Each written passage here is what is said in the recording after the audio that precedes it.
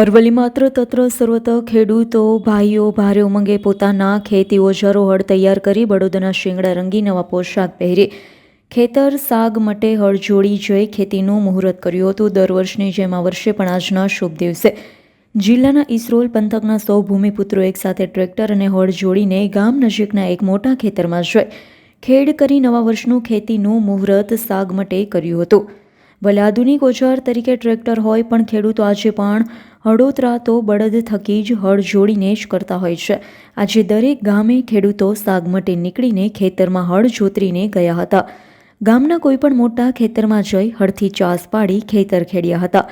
નવા વર્ષની ખેતીનું મુહૂર્ત કર્યું હતું. ભૂમિપુત્ર નવા પોશાક પહેરી બળદોને સજાવી લાકડાના હળને કુમકુમ તિલક કરી બળદને કુમકુમ તિલક કરી મોં મીઠું કરાવવામાં આવતું હોય છે. તેમજ કંસાર જમીને બધા જ ખેડૂતો એકસાથે ઘરેથી નીકળી ખેતરે ગયા હતા. બધા જ એકસાથે હળ અને ટ્રેક્ટર ચલાવી ખેતર ખેડી ખેતરમાં સાત ધાન્ય ઘઉં મકાઈ બાજરી મઠ મગનું વાવેતર કરી નવા વર્ષનો પ્રારંભ કર્યો હતો.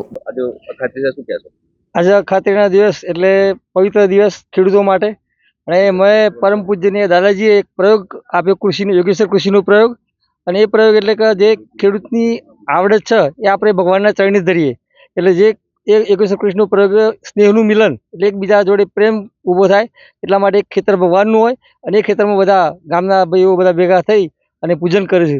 અને એ ખેતર ભગવાનનું ખેતર હોય એ ખેતરનું પૂજન કરી અને બધી પોતાની જે આવડત હોય એ પ્રભુના ચરણે ધરવાની. એટલે આ યોગેશ્વર કૃષિનો સરસ પ્રયોગ દાદાજી આપ્યો છે અને એમાંથી ખેડૂતોનો એકબીજાનો પ્રેમ વધે છે. અખાત્રીનું શું મહત્વ?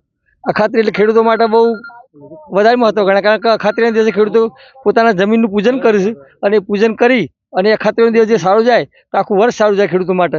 એટલા માટે અખાત્રીના દિવસે પૂજન કરવામાં આવે છે. મારું નામ કમલેશભાઈ દુરાભાઈ પટેલ, ગામ મોટીસોલ, તાલુકો મોડાસા, જિલ્લો અરવલ્લી. આ અખાત્રીનો દિવસ ખેડૂત માટે બહુ મહત્વનો હોય છે. એમાં ખેડૂત લોકો બધા ગામના મળી સાધ્ય પરિવાર ભેગા મળી જૂથમાં મળીને હળોતરાનું એક આગોતરું આયોજન કરતા હોઈએ છીએ.